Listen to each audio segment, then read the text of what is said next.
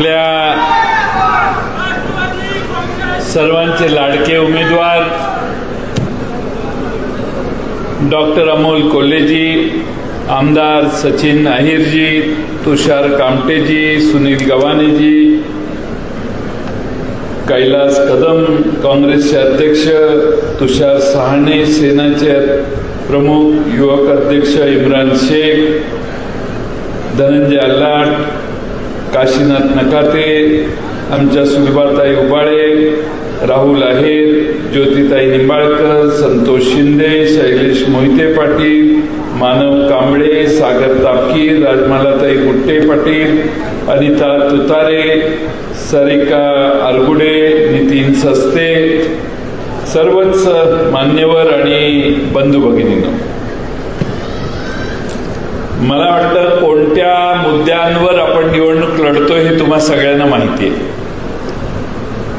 कार्यकर्ते म्हणून तुम्ही अनेक माध्यमातून ऐकलेलंही असेल. महाराष्ट्रातली आणि देशातली परिस्थिती काय हेही तुम्हाला आता लक्षात आलं असेल. यंदाच्या लोकसभेच्या निवडणुका जनतेने हातात घेतलेल्या आहेत आणि जनताच आता महाविकास आघाडीच्या पाठिंबा देऊन निवडून आणण्याच्या प्रयत्नात आहे. आणि म्हणून 32-35 जागा लोकसभेच्या महाविकास आघाडीच्या निवडून आल्या तर मला आश्चर्य वाटणार नाही, अशी महाराष्ट्रातली परिस्थिती आहे. मी शिवसेनेचे खास करून आभार मानेन की आमच्या डॉक्टर अमोल कोल्हेंना तुम्ही प्रचंड मोठी साथ दिलेली आहे या मतदारसंघात. त्यासाठी शिवसैनिकांनी जे प्रयत्न केले, मी मगाशी जुन्नरला बघितलं, खेडला बघितलं, इथं मी बघतोय. त्यामुळे त्यासाठी सचिन भाऊ आहेत, तुमचे मनपूर्वक आभार. कोऑर्डिनेटर चांगला असला की सगळं कसं लाईनीत असतं आणि म्हणून काँग्रेस, शिवसेना, उद्धव बाळासाहेब ठाकरे आणि राष्ट्रवादी शरदचंद्र पवार पक्ष यांची एकजूट या मतदारसंघात झालेली आहे आणि डॉक्टर अमोल कोल्हेंना निवडून आणायला तुम्ही सज्ज झालेला आहात. आपल्या सगळ्यांना, तुम्ही शहरात राहता, एवढं वातावरण चांगलं आहे. 10 जणांना विचारलं तर 8-9 जण, 7-8 जण सांगतात की तुतारी वाजवणारा माणूस हे सगळीकडे आता झालेलं आहे. आणि महाराष्ट्रातल्या मराठी माणसांनी जे 2 पक्ष निर्माण केले ते स्वर्गीय बाळासाहेब ठाकरे यांनी आणि माननीय शरद पवार साहेबांनी, हे 2 पक्ष फोडण्याचं पाप ज्या भारतीय जनता पक्षाने केलं, त्या भारतीय जनता पक्षाचा पराभव त्यांना करायचा. आढळराव पाटील हे भारतीय जनता पक्षाच्या वळचणीला असणाऱ्या एका पक्षात जाऊन निवडणूक लढवत आहेत आणि म्हणून त्यांचा देखील याच्यात पराभव करण्याची मानसिकता तुम्हा आम्हा सर्वांची आहे. आपण मतदारांच्या घरापर्यंत जायला पाहिजे. पण वातावरण चांगलं आहे, पण मतदार घरातनं बाहेर येऊन आपल्या मतदान केंद्रापर्यंत जाईपर्यंत सकाळी रिक्षात तो बसला तर महिलांना, ज्यांचा राजकारणाशी संबंध नाही, त्यांना त्या बोलणार आम्हाला पवार साहेबांच्यासाठी जाऊन मतदान करायचंय, अमोल कोल्हेंसाठी जाऊन मतदान करायचंय. अमोल कोल्हेंची मागं घड्याळ चिन्ह होतं, त्यामुळे गैरसमज पसरवणाऱ्यांची मध्ये शक्यता जास्त आहे. एखादी महिला म्हटली आम्ही पवार साहेबांना देणार आहे, हो घड्याळच, त्यांचंच घड्याळ आहे असंही सांगू शकतात. आता घड्याळ न्यायप्रविष्ट आहे हा भाग वेगळा, मतदारांना ते लक्षात येत नाही आणि म्हणून आपण घराघरामध्ये पवार साहेबांचं चिन्ह आता तुतारी वाजवणारा माणूस आहे हे कृपा करून जाऊन सांगा. दुसरा महत्वाचा प्रश्न म्हणजे मतदारांना तुम्ही हे सांगू शकला पाहिजे की का तुम्ही आम्हाला मत दिलं पाहिजे. बाकीचे राजकारणाचे सगळे विषय आहेत, पण तुम्ही शहरात राहणारे आहात. मी 1-2 ठिकाणी उदाहरणं दिली आहेत. आज देशावर 210 लाख कोटीचं कर्ज आहे आणि हे कर्ज फेडण्यासाठी या देशात प्रचंड मोठ्या प्रमाणात आता ताकदीनं काम करावं लागणार आहे. त्याचा अभाव भारतीय जनता पक्षाच्या नेतृत्वाच्या मार्गदर्शनात आहे. पण हे 210 लाख कोटीतल्या या देशातल्या श्रीमंत कंपन्यांना, मोठ्या कंपन्यांना अडचणीत आल्यावर त्यांना सवलती देऊन बँकांचे तोटे करण्याचं काम भारतात झालेलं आहे. मी 2-3च उदाहरणं तुम्हाला देईन. मी हे माझं नाही, महाराष्ट्र स्टेट बँक एम्प्लॉईज फेडरेशनचं पत्रक आहे, ते वाचतोय. DHFL कडून येणे रक्कम बँकेला किती होती? 91,000 कोटी रुपये. पिरामल उद्योग समूहाने DHFLचे 91,000 कोटीच्या ऐवजी ते 37,000 कोटी रुपयाला विकत घेतली कंपनी. म्हणजे बँकेने साधारणपणे 50, 53, 54,000 कोटी रुपये बँकेने सोसले. 60% हेअरकट बँकेनं घेतला. म्हणजे बँकेला तेवढे पैसे येणार होते 91,000, त्याच्याऐवजी 37,000 कोटी बँकेने घेतले. व्हिडिओकॉनच्या 13 कंपन्यांच्याकडून 71,000 कोटी येणार होते. वेदांत उद्योग समूहाला ती कंपनी फक्त 2,962 कोटीला विकली. म्हणजे 95% लोक बँकेनं आपला खड्डा पाडला आणि वेदांत उद्योग समूहाला 2,962 कोटी असे दिले. अशा हजारो कोटी रुपये आहेत. मी त्याचा सांगून वेळ घेत नाही, वेळ कमी आहे. पण हे झाल्यामुळं बँकांना खड्डा पडला. मग बँकांच्याकडून खड्डा भरून काढायला बँकांना काय, तर तुम्ही प्रोसेसिंग चार्जेस, सर्व्हिस चार्जेस लावा. तुम्हाला जो SMS येतो बँकेत पैसे काढले भरले तर त्याला महिन्याला बँक 18 रुपये घेते. 18 रुपये 12 महिन्याला घेते. तुमच्या खात्यातनं 2 मेसेज जावो नाही 50 मेसेज जावो, 18 रुपये जातात. 18 गुणिले 12 रुपये हे आपल्याकडून वसूल केले जातात. आहे का ते? एकूण अकाउंट किती आहेत? 291 कोटी भारतात अकाउंट्स आहेत. 291 कोटी. एकट्या स्टेट बँक ऑफ इंडियामध्ये 50 कोटी अकाउंट्स आहेत. 50 कोटी गुणिले 18 गुणिले 12 किंवा 291. देशातल्या सगळ्या बँकांमध्ये 291 कोटी खाती आहेत. गुणिले 18 गुणिले 12 65,000 कोटी रुपये भारतातल्या बँकांच्याकडे फक्त SMS तुम्हाला आम्हाला येतो ना त्याचे बँकेत जातात. बँकेच्या मालकीचे ते पैसे. म्हणजे बँकांचा जो खड्डा पडलाय तो भरून काढायला पूर्ण मुभा आहे. तुम्ही क्रेडिट कार्ड घेऊन बाजारात जाता, 2% तुमच्यातले प्रोसेसिंग चार्ज जातात. जगाच्या पाठीवर 0.5% हे काम होतं, ते इथं भारतात 2% करायला देतात. म्हणजे भारतीय जनतेची लूट करण्याची पूर्ण मुभा आहे. आता GSTचा तर विषयच एवढा गहन केलेला आहे. चपलेपासून डोक्यावरच्या टोपीपर्यंत सगळ्यावर GST आहे. अन्नावर GST आहे. शेतकऱ्यांच्या अवजारांवर GST आहे.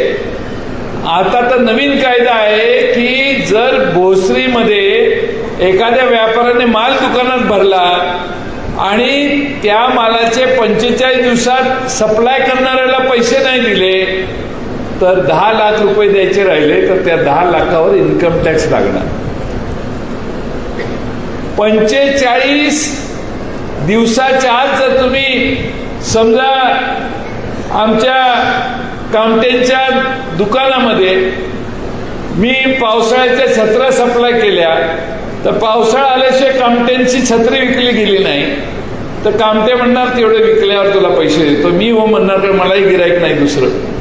कामटेने जर मला 10 लाख रुपये नाही दिले तर त्या 10 लाखावर कामटेंच्या इन्कम टॅक्स 30% म्हणजे 3 लाख रुपये तिकडे भरायचे. माझे तर द्यायचेच कधी ना कधीतरी, पण तिकडे द्यायचे. या देशामध्ये जनतेकडून पैसे लुटण्याचं काम देशातलं सरकार करतंय हे तुम्ही मतदारांना जाऊन सांगायला पाहिजे.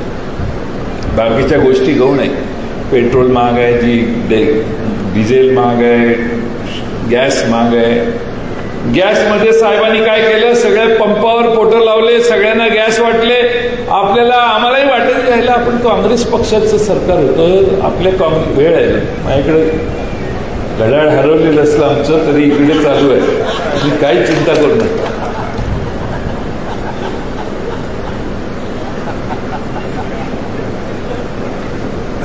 काय सांगत होतो? सांगत काय होतं? आम्हाला वाटायचं की काँग्रेसचं मनमोहन सिंगाच्या सरकारनं हे का नाही वाटली गॅस. यांनी सगळ्या देशात गॅस वाटले. त्यावेळी गॅसच्या किमती 350, 400, 450 रुपये होत्या. आणि त्यानंतर ज्यावेळी सगळ्यांच्या घरात गॅस सुलभाताई गेले त्यावेळी साहेबांनी गॅसच्या किमती 1200 रुपयापर्यंत नेऊन ठेवल्या.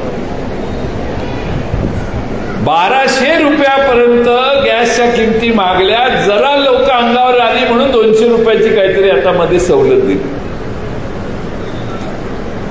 व्यापारी प्रवृत्तीचा माणूस ज्यावेळी देशाचा प्रमुख होतो त्यावेळी असले लोकांना फसवण्याचे उद्योग. बाटाची चप्पल, पूर्वी बाटाच्या दुकानात 99 रुपयाला चप्पल असायची. आम्हाला लहानपणी शाळेत आम्ही दुकानात आमच्या आईबरोबर गेल्यावर बाटाची किंमत 99 होती. आमची आई म्हणायची नाही ठीक आहे स्वस्त आहे. का तर ती 99 रुपयाची. दुसरी चप्पल 120 रुपयाची आहे तर ती 99 रुपयाची घ्यायला हवायची. का? लगेच वाटतं स्वस्त आहे. तसं डिझेल आता 100च्या वर जाईना झालं. लय हुरळून जाऊ नका. 98 रुपये वगैरे बाटासारखंच आहे. इलेक्शन झाली की डिझेल 110ला, पेट्रोल 170, 120 ला आणि जीएसटी 18% 21% नेण्याचं काम या देशात हे भारतीय जनता पक्षवाले करतील. कारण ह्यांनी कर्जच एवढं मोठं वाढवून ठेवलेलं आहे. आणि म्हणून गरिबांना जीएसटी मधून मुक्ती कशी देता येईल. आम्ही उद्या सकाळी राष्ट्रवादीचा देखील जाहीरनामा प्रकाशित करतोय पवार साहेबांच्या उपस्थितीत. तुम्ही आमचा जाहीरनामा बघा. गॅसच्या किमती 50-500 रुपयावर कशा येतील. पेट्रोल आणि डिझेल हे सगळं वाढत चाललंय ते कसं कमी येईल. महागाईतून देशातल्या सामान्य जनतेला आणि महाराष्ट्रातल्या जनतेला वाचवता कसं येईल. या जीएसटीच्या विळख्यातनं भारतातल्या आणि महाराष्ट्रातल्या जनतेला सोडवता कसं येईल. हे सगळा विचार आम्ही त्यात केलेला आहे जो उद्या आपल्या सगळ्यांना कळेल. माझी आपणाला कळकळीची विनंती आहे. आपण डॉक्टर अमोल कोल्हेंसारखा एक उमदा नेता मागच्या वेळी संसदेत पाठवला. या उमद्या नेत्याने 5 वर्षात काय कामगिरी केली आहे तुम्हाला त्यांची भाषणं ऐकून कळलं असेल. राम जन्मभूमीला रामाचं मंदिर झाल्यानंतर यांनी लोकसभेत केलेल्या भाषणात प्रत्येक पायरीवर मोदींच्या भारतीय जनता पक्षाच्या चुकांचा त्यांना कसा साक्षात्कार झाला याच्यावर त्यांचं एक भाषण आहे. ऐकलं का तुम्ही कधी? त्यामुळं कमी वेळ मिळायचा त्यांना तरी देखील उत्तम भाषण करायचे. पण अमोल कोल्हे साहेब तुम्हाला 4 खासदार आपले होते त्यावेळी कमी वेळ मिळायचा. पण आता 4चे 8 होतील आणि तुम्हाला जास्त वेळ भाषण करता येईल. पण यंदा विरोधी पक्षात बसायची पाळी येणार नाही. सत्तेच्या बाजूने उभा राहायची संधी तुम्हाला मिळते. देशातलं वातावरणच बदललेलं आहे. संपूर्ण देश यांच्या विरोधात गेलेला आहे आणि या भारत देशामधल्या कानाकोपऱ्यात माणसं भारतीय जनता पक्षाच्या उमेदवाराला अडवतात आणि म्हणतात काय केले तुम्ही. आम्हाला आमच्या आयुष्यात खड्डा पाडण्याचं काम तुम्ही केलं. तुम्ही का केलं याला उत्तर देता येत नाही. महाराष्ट्रात देखील अनेक ठिकाणी भारतीय जनता पक्षाचे उमेदवार असं करतात. खरं म्हणजे आपल्या सर्वांना संसद रत्न विषयी काही लोकांना कावेळ झालेली. ते पूर्वी अध्यक्ष राष्ट्रपती होते आपले अब्दुल कलाम साहेब. ते मद्रासचे तिथल्या एका चांगल्या कंपनीला सांगितलं तुम्ही याचे संसद रत्न पुरस्कार निवडा. पण निवडताना निवडणारी कमिटी कोणाची तर संसदीय कार्यमंत्री त्याच कमिटीचा अध्यक्ष होतो आणि संसदेतलीच लोक हे निर्णय करतात. या कंपनीचा मागे बॅनर असतो. अमोल कोल्हेंना 5 वर्षात 3 वेळा संसद रत्न मिळाला. आमच्या सुप्रियाताईंना 10 वर्षात महासंसद रत्न मिळाला. ज्यांनी कधी तोंडच उघडलं नाही त्यांना संसद रत्न मिळण्याचा प्रश्नच नाही. आणि म्हणून या रत्नाला तुम्ही सांभाळा, पाठिंबा द्या. काही लोक येऊन तुम्हाला सांगतील की आता ही परत मी काही निवडणुकीला उभा राहत नाही, शेवटची संधी. त्यांची शेवटची संधी मागच्या वेळी झालेली आहे. आता आमचा हा नवा चेहरा आहे. एक संधी दिली, एवढी चांगली कामगिरी केली, अजून एक संधी द्या. तुम्हाला या मतदारसंघात ज्या योजना त्यांनी आणल्या त्या पूर्ण करून दाखवतील आणि इथले रस्ते, इथल्या नागरी सुविधा, नागरी व्यवस्था या संसदेत चांगलं काम करून ते या ठिकाणी आपल्याला मिळवून देतील. एवढंच मी आपल्याला सांगतो. परिस्थिती बिघडलेली आहे. ज्यांना पाडण्यासाठी सतत प्रयत्न केले त्यांनाच उमेदवारी देऊन त्यांचाच प्रचार करण्याची ज्यांच्यावर पाळी आलेली आहे, त्यांच्याबद्दल मला देखील मनापासून वाईट वाटतं. काय पाळी आली, एवढी वाईट एखाद्याची अवस्था होऊ नये. आणि म्हणून तुम्हा सर्वांना माझी विनंती आहे, 10 वाजले माहिती आहे, तुम्ही अस्वस्थ होऊ नका. 10 मिनिट असतो. त्यामुळं माझी आपणाला विनंती आहे की अमोल कोल्हे हे 2.5 ते 3 लाख मताने विजयी झाले पाहिजेत. आणि यासाठी तुम्ही सगळ्यांनी जीवाचं रान करा आणि घराघरापर्यंत जावा, एवढीच विनंती करतो. तुतारी वाजवणारा माणूस घराघरात पोचा, एवढीच मी विनंती करतो. आणि पुन्हा एकदा सचिन भाऊ अहिरांचे आभार मानून माझे 2 शब्द पूर्ण करतो. देश विदेशातील प्रत्येक घडामोडींचे लाईव्ह अपडेट मिळवण्यासाठी आता साम टीव्हीच्या सर्व सोशल मीडिया प्लॅटफॉर्मला लाईक, फॉलो आणि सबस्क्राईब करा. तसंच सर्व नोटिफिकेशनसाठी बेल आयकॉन प्रेस करायला विसरू नका.